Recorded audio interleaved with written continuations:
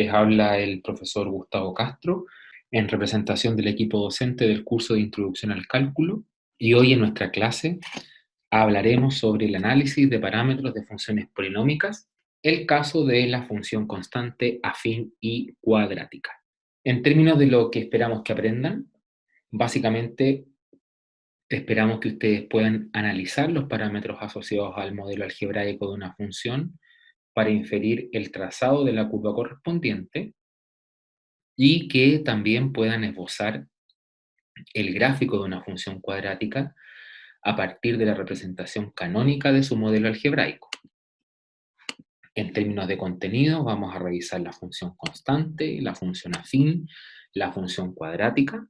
En las dos primeras nos vamos a enfocar en los parámetros y su gráfico, y en la última vamos a abordar la forma canónica y sus respectivos parámetros y gráficos. Comencemos con la función constante. Una función constante va a ser una función polinómica también denominada de grado cero, que está descrita por este modelo matemático que observamos en pantalla. P de x igual sumatoria desde i igual 0 hasta 0 de a sub i por x elevado a i, donde finalmente P de x es a sub 0 por x elevado a 0, y como x está elevada a 0, por algo se llama función de grado 0, P de x lo vamos a denotar de la forma a sub 0. Este a sub 0 es un número real, sin restricción. Sin embargo, no debemos olvidar que su representación puede ser encontrada en la literatura bajo el modelo P de x igual k. K en este caso es a sub 0, y la curva representativa de esta función es una recta paralela al eje de las abscisas. Nosotros esta función constante la vamos a analizar en virtud del signo de este parámetro a sub 0 o k, y vamos a ver qué es lo que pasa con la curva cuando este valor a sub 0 es mayor o menor a 0. Primero vamos a partir analizando qué es lo que ocurre cuando a sub 0 vale 0, y en este caso la curva es una recta que coincide con el eje de las abscisas. Básicamente es la función P de x igual 0, o i igual 0, que si ustedes se fijan, tiene dominio en todos los reales, pero tiene una única imagen que en este caso es 0.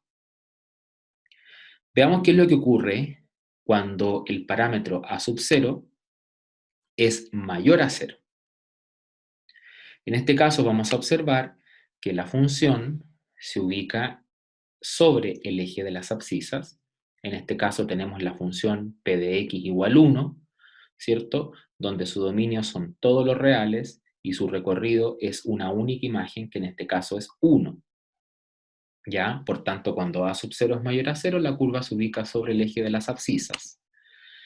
Y cuando a sub 0 es menor a 0, lo que vamos a observar es que la curva se ubica bajo el eje de las abscisas. En este caso tenemos la función P de x igual menos 1, donde el dominio son todos los reales y el recorrido viene siendo el valor i igual 1. Veamos qué es lo que pasa con la función afín. La función afín sigue la misma estructura que el modelo anterior, sumatoria desde i igual 0 hasta 1 de a sub i por x elevado a i, pero como acabo de decir, la diferencia es que esta va desde i igual 0 hasta 1, la anterior iba desde i igual 0 hasta 0. Por tanto, si nosotros reemplazamos los valores de i en este modelo, nos va a quedar P de x igual a sub 0 más a sub 1x. A sub 0 y a sub 1 son números reales, pero acá tenemos una restricción, en el sentido de que a sub 1 tiene que ser distinto de 0. Esa es la condición para que esta función afín tenga esta forma, ¿ya? No tenemos que olvidar que en la literatura vamos a encontrar este modelo de la forma P de x igual a x más b, donde a sub 0 es igual a b y donde a sub 1 es igual a. La representación de esta curva es una recta, ¿ya? Y vamos a ver entonces qué es lo que ocurre con la forma gráfica de la curva cuando estos parámetros toman distintos valores. Vamos a analizar los parámetros en función de dos criterios. El primero es asociado al signo. Vamos a ver qué pasa cuando el parámetro es mayor o menor a 0. Y vamos a ver qué es lo que ocurre también con la magnitud. Y este análisis lo vamos a realizar considerando, por un lado, valores mayores a 1 o valores entre 0 y 1. Bien, veamos qué ocurre con el parámetro A. ¿Ya? El parámetro A, que es el que acompaña la X, vamos a ver qué es lo que ocurre cuando es mayor a 0. ¿Ya?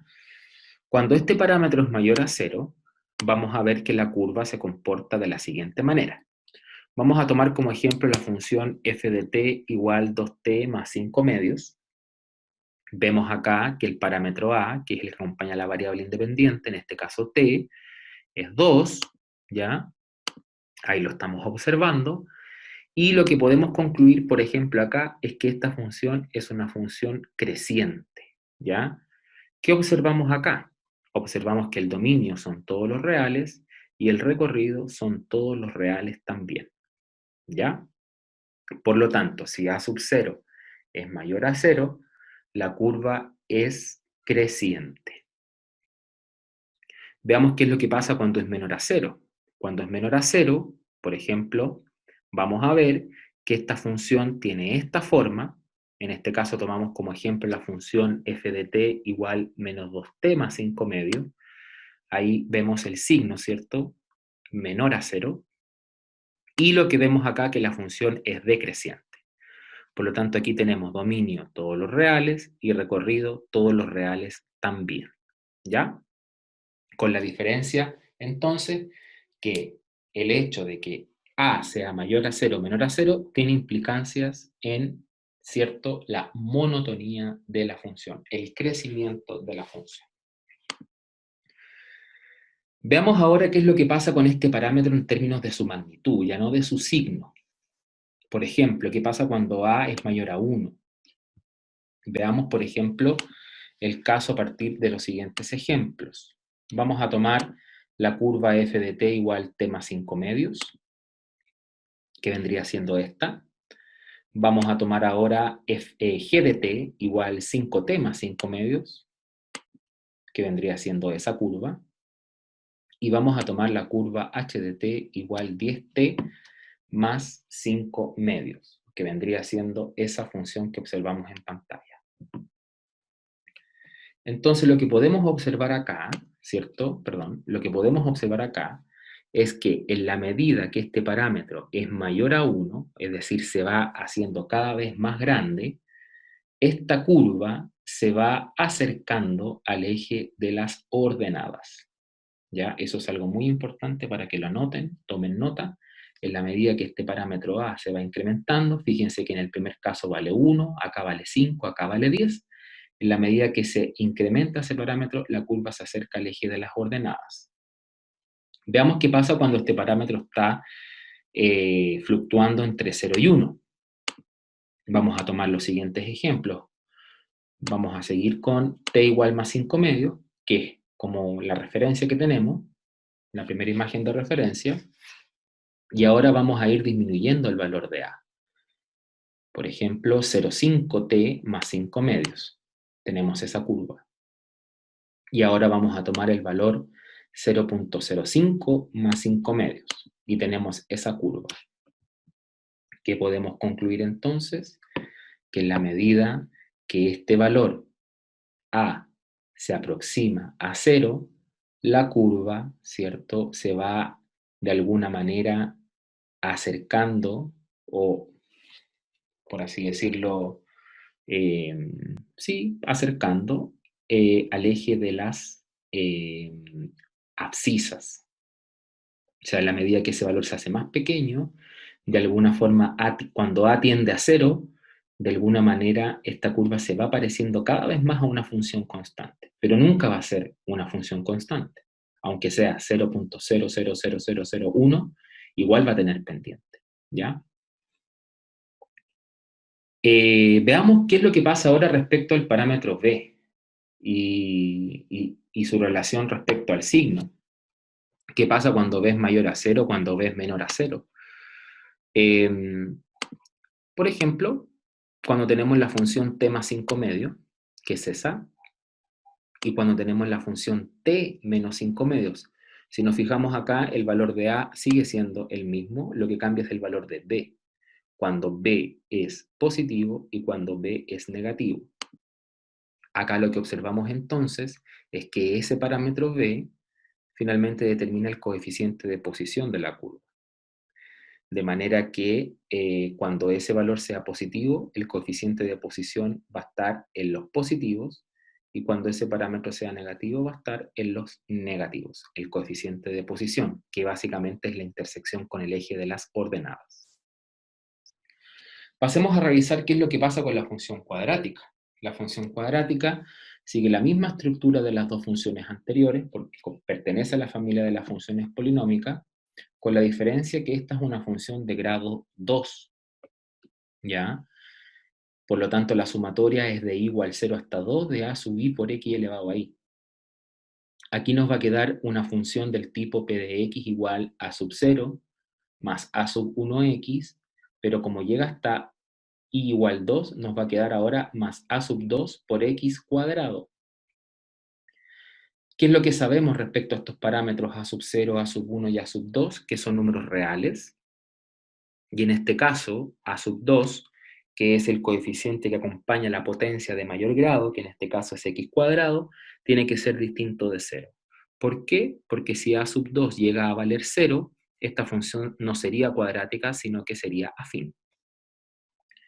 Ahora, no tenemos que olvidar que en la literatura este modelo lo vamos a encontrar de la forma ax cuadrado más bx más c, donde a sub 0 viene representando al valor c, o al parámetro c, mejor dicho, a sub 1 a b y a sub 2 a a.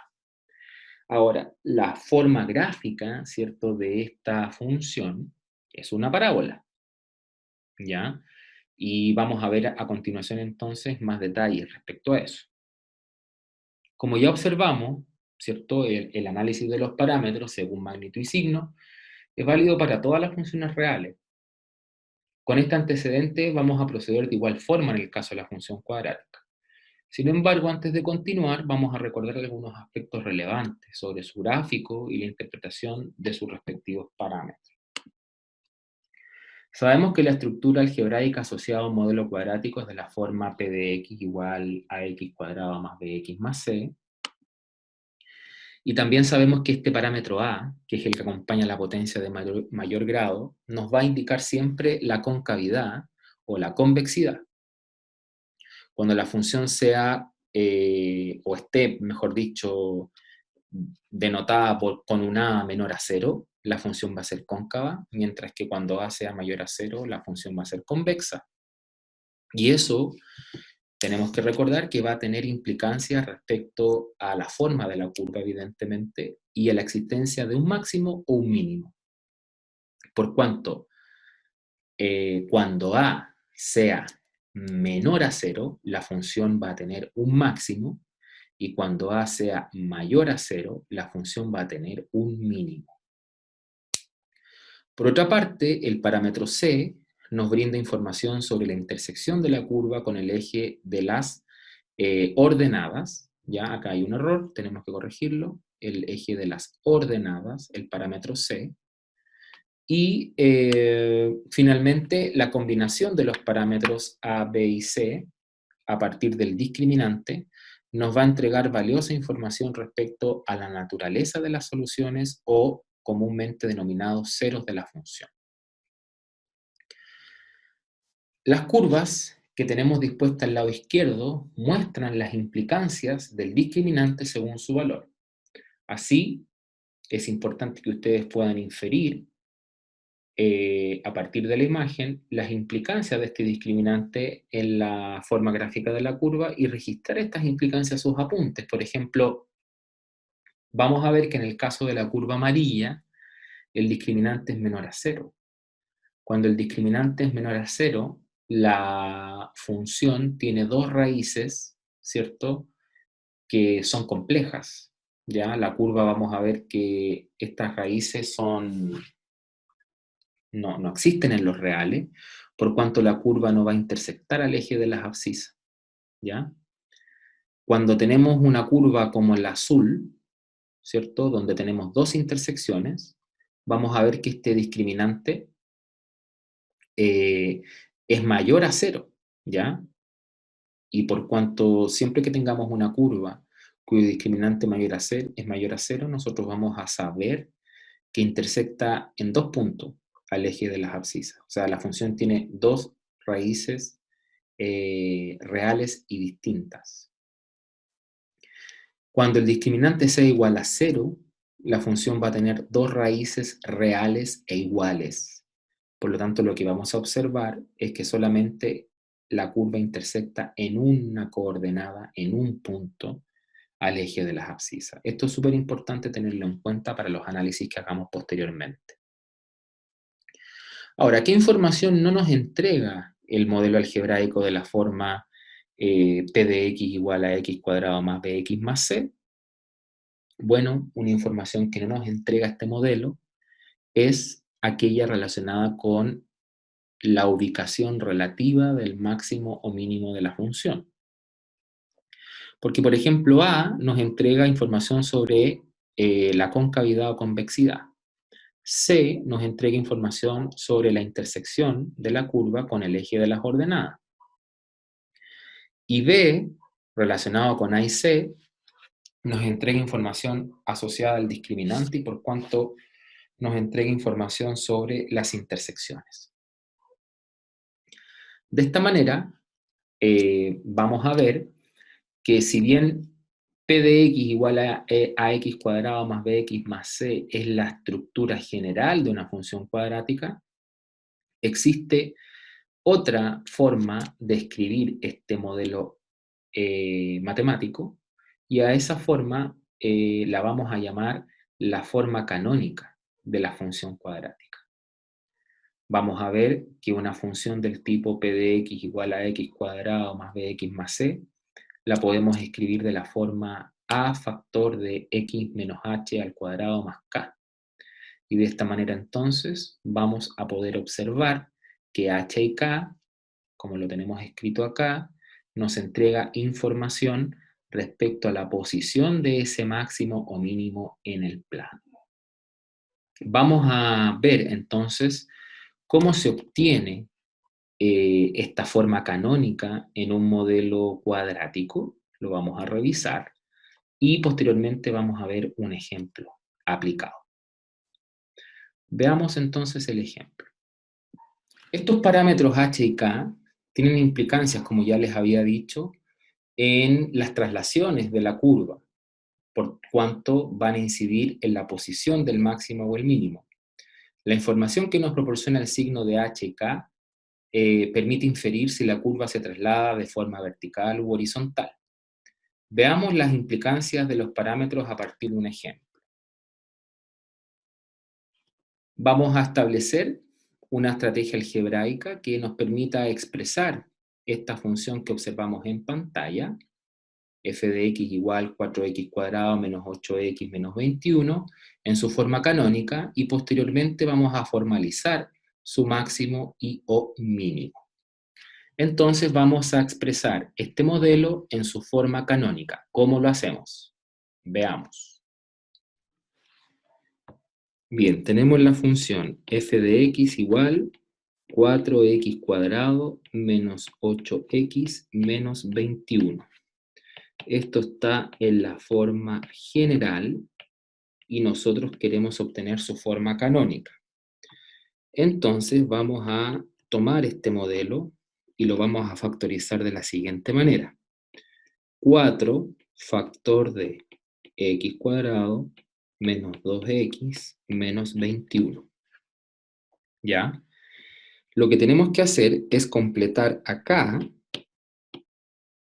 un cuadrado de binomio.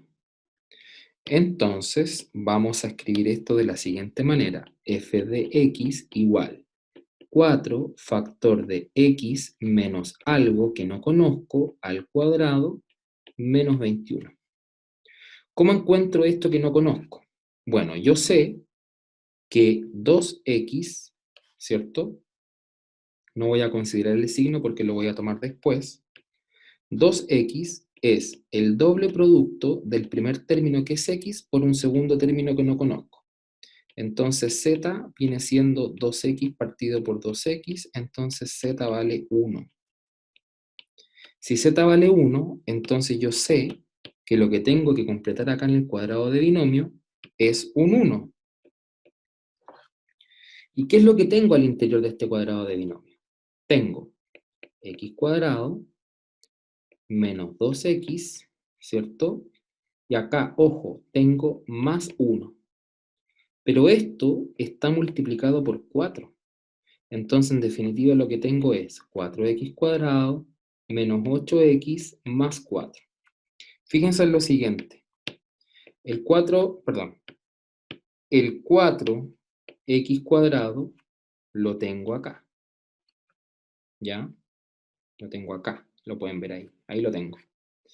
El menos 8x lo tengo acá. Ahí. Pero este más 4 que observamos, este más 4, que en definitiva, si yo veo acá arriba, no lo tengo. Como no lo tengo que restar. Entonces yo, ese más 4, lo tengo que restar acá. Y por lo tanto digo menos 4. De esa manera, entonces, la función me va a quedar escrita de la siguiente manera. 4 factor de x menos 1 al cuadrado menos 21 menos 4, o sea, menos 25. Y esta entonces vendría siendo la forma canónica de esta función cuadrática, donde acá tenemos, fíjense, el valor de h, ¿ya? De h acá, y por este otro lado tenemos el valor de k, aquí. Entonces vamos a ver, utilizando GeoGebra, cómo es esta función, ¿ya? Y les voy a enseñar cómo poder verificar si la transformación de la forma general es precisamente una transformación correcta a la forma canónica. Veamos, ¿cierto?, esto a partir de lo que hagamos en GeoGebra. Bien, en GeoGebra vamos a escribir la función f de x igual 4x, fíjense, al cuadrado, miren cómo se va transformando la curva, eso es interesante de ver, menos 8x, miren cómo se mueve la curva, menos 21. Ahí tenemos la curva graficada en su forma general. Entonces, vamos además a graficar la otra función, que vendría siendo la canónica. Ya entonces decimos, vamos a llamarle f sub 1 de x, igual, y la vamos a escribir, fíjense, 4 por x menos 1, miren cómo se va transformando la curva, al cuadrado, miren, menos 25. Ahí tengo las dos curvas graficadas, f y f sub 1. Miren, ahí está f y ahí está f sub 1. ¿Cómo sabemos que está correcta esta transformación? Porque al graficar ambas curvas, o mejor dicho, al graficar ambos modelos, ya sean su forma general o canónica, la forma gráfica coincide. Y eso quiere decir que las funciones son iguales. ¿Qué ventaja tiene escribir el modelo en su forma canónica? Que si nosotros observamos, el valor de h, este h que vale en definitiva 1, ¿ya? Es un valor que nos indica la posición, ¿cierto? Acá se ve, miren, la posición de la componente x, en este caso del mínimo de la función. Entonces la coordenada del mínimo está en menos h, siempre es menos h, o sea, menos menos 1, o sea, 1, coma el valor de k, y k vale menos 25. Entonces, este parámetro h nos indica la componente x, en este caso del mínimo, y k nos indica la componente y de este mínimo, de la función. He ahí entonces la importancia de conocer el valor de h y de k. Entonces, la pregunta que nos hacemos es, ¿cómo nosotros sabemos entonces cuál es el valor del máximo o mínimo de una función? Porque siempre el valor del máximo o mínimo de una función va a estar denotado por la expresión menos h, k. Menos h, k. El máximo o mínimo siempre va a estar dado por menos h, k. Y en este sentido también es importante conocer lo siguiente. ¿Qué implicancias tiene h y qué implicancias tiene k para una función cuadrática? Y para eso vamos a tomar el siguiente ejemplo. Vamos a analizar una función f de x igual x cuadrado, que vendría siendo esta función, ¿cierto? Y ahora vamos a tomar otra función que va a ser x, fíjense, x menos 4 al cuadrado. Y quiero que vean qué es lo que pasa con este valor de h, fíjense. El h vale menos 4. ¿Y qué es lo que pasó con esta curva? Miren, ¿qué es lo que pasó con esa curva? Esa curva tenía un mínimo ubicado en el 0,0, porque escribir x cuadrado, esto está escrito en la forma general, pero si yo lo escribiera en la forma canónica, esto sería así, x menos 0 al cuadrado más 0, ahí está la forma canónica, que es x cuadrado igual. Entonces, en el primer caso, la curva naranja, h vale 0 y k vale 0, por lo tanto el mínimo está en el 0,0. Pero ¿qué pasa acá? Cuando h vale menos 4, cuando el h es menor a 0, la curva se desplaza hacia la derecha. Y k, como vale 0, no tiene ningún cambio la curva respecto al eje de las ordenadas. ¿Qué pasa ahora si yo tomo h de x igual x más 4, fíjense, x más 4 al cuadrado? Comparen eso. ¿Qué pasó acá con la curva cuando el h es mayor a 0 y vale 4? Si observamos, la curva se desplazó 4 unidades a la izquierda del origen. Por lo tanto, vamos a ver que cuando h sea menor a 0, la curva se traslada hacia la derecha, y cuando h sea mayor a 0, la curva se traslada hacia la izquierda. ¿Qué pasa cuando tenemos el parámetro k? En este caso el k vale 0, miren. Ahí está la curva, está en el origen. Pero ¿qué pasa cuando este parámetro k, por ejemplo, es x menos 4 al cuadrado más 3? ¿Qué pasa? O vamos a ponerle un número más grande, más 20. ¿Qué pasa con la curva? Miren. La curva estaba acá, miren. Ahí estaba la curva. Y si le agrego más 20, ¿qué pasa con la curva? Miren. Sube 20 unidades. Voy a tomar el mismo ejemplo, pero ahora le vamos a poner un menos 20. ¿Qué pasa con la curva cuando tomo un valor menos 20? Miren. La curva baja. Entonces, volvemos al original. F de x igual x cuadrado. G de x igual x menos 4 al cuadrado más 20, se desplaza hacia la derecha y sube 20 unidades. Y cuando tengo x menos 4 al cuadrado menos 20, la curva baja 20 unidades. Acá se puede observar más claramente.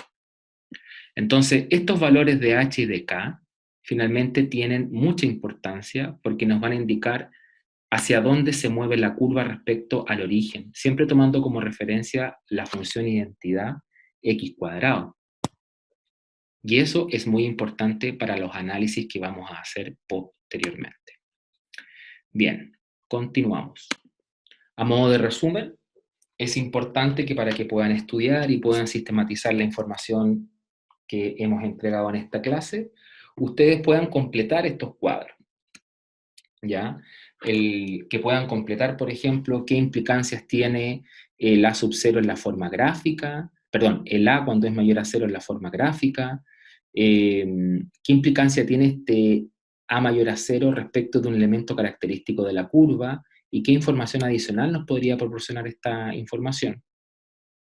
Eh, Esto tanto para A mayor a cero como para A menor a cero, en el caso de la cuadrática. También, ¿qué es lo que pasa respecto al A mayor a 1 o al A cuando está entre 0 y 1? Pueden tomar ejemplos, ustedes jugar con GeoGebra y ver qué es lo que pasa con la función cuadrática cuando toma un valor A que se va a hacer, que va siendo cada vez más grande. Por ejemplo, ¿qué pasa cuando es 10x cuadrado, en este caso de la mayor a 1, 10x cuadrado, 100x cuadrado, 1000x cuadrado? ¿Qué pasa con la curva? ¿Y qué pasa cuando está entre 0 y 1? O sea, cuando me voy acercando cada vez más a 0. Es importante entonces que puedan practicar, que puedan registrar esta información para que posteriormente, ¿cierto?, comparen esto, porque les vamos a subir ahí a un curso los resultados de estos análisis. Lo mismo en términos del valor de C. ¿Qué pasa cuando C es mayor a 0, cuando es igual a 0 o es menor a 0? Pueden sacar sus conclusiones ahí dándose ejemplos y viendo, ¿cierto?, cuál es el comportamiento de la curva con GeoGebra. ¿Qué pasa cuando h es mayor a 0 o cuando h es menor a 0? Y lo mismo con k. ¿Qué pasa cuando k es mayor a 0 o menor a 0? Parte de eso, ¿cierto?, lo vimos en los ejemplos que les acabo de dar. Acá les entrego algo de información importante como a modo de resumen. Pueden ver, ¿cierto?, qué es lo que ocurre con la concavidad, con la tangencia, con el corte, con el eje y con el discriminante. ¿Ya? ¿Qué pasa, por ejemplo, cuando A es mayor a 0? ¿Cómo es la curva? Cuando A es menor a 0, ¿cómo es la curva? Cuando A es 0, ¿qué es lo que ocurre? Cuando C es mayor a 0, cuando C es menor a 0, o cuando C es 0, también. Y como vimos también qué es lo que ocurre con el discriminante. Entonces, esto se los dejo a modo de resumen para que lo puedan integrar en sus apuntes y finalmente tengan mayor información para los análisis que nos va a tocar hacer posteriormente, porque esta información la vamos a utilizar para resolver problemas. Eso es súper importante. Estamos recordando algunas cosas relevantes del colegio y le estamos dando otro enfoque, pero esto lo vamos a usar para resolver problemas. Bien, finalmente indicarles que la bibliografía del curso, por ejemplo acá en el Steward, pueden estudiar de la página 179 a la 181, ahí van a encontrar información sobre las traslaciones, y en el apunte de resolución de problemas de cálculo, que está disponible también en un curso, de la página 37 a la 39, van a encontrar también información sobre la función cuadrática. Les recomiendo especialmente que resuelvan aquellos ejercicios que tienen que ver con la transformación de la forma general a la canónica. Esa es mi recomendación, así que espero que les sea útil y bueno, desde ya agradecer su asistencia a clase y cualquier duda o consulta, por favor háganosla saber para poder guiarlos, orientarlos y acompañarlos en este proceso de aprendizaje online.